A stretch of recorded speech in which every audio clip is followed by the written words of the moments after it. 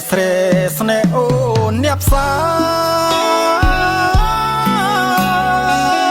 លងស្នេហ៍ហើយណាដល់មិនរួចឡើ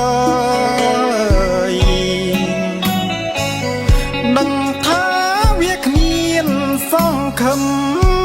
បានត្រឹមអញ្ញ័យវាចាជាមួយស្រីងាក៏អស់ចិត្តដែរ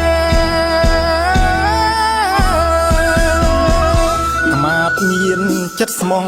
តែគ្មានទ្រព្យឡើយធ្វើមិនដឹងខ្ញុំអើយនឹងមានវាសនាសូម្បីតែទ្រព្យក៏ខ្មាតគ្មានមានតែពឹងលើវាសនាជួយខ្មាតផងណាបានជួបនងនេះ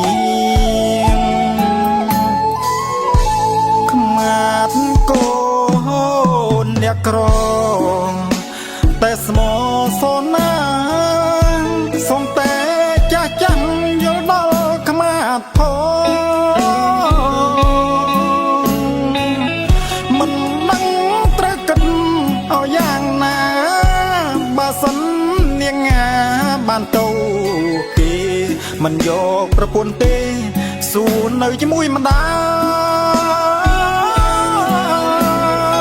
យថ្ងៃនេះសូមប្រាប់ខ្ញុំស្មោះ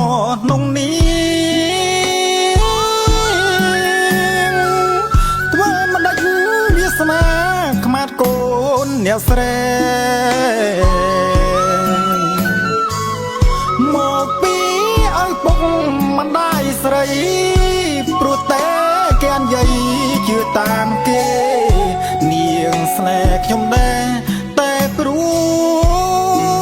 ខ្មាតក្រ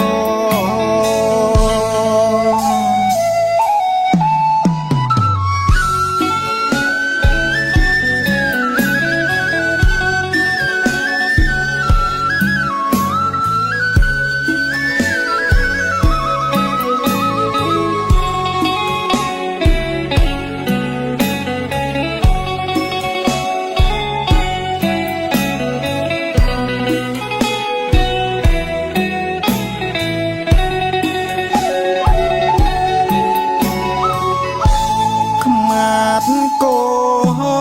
នអ្នកក្រតែស្មោសណា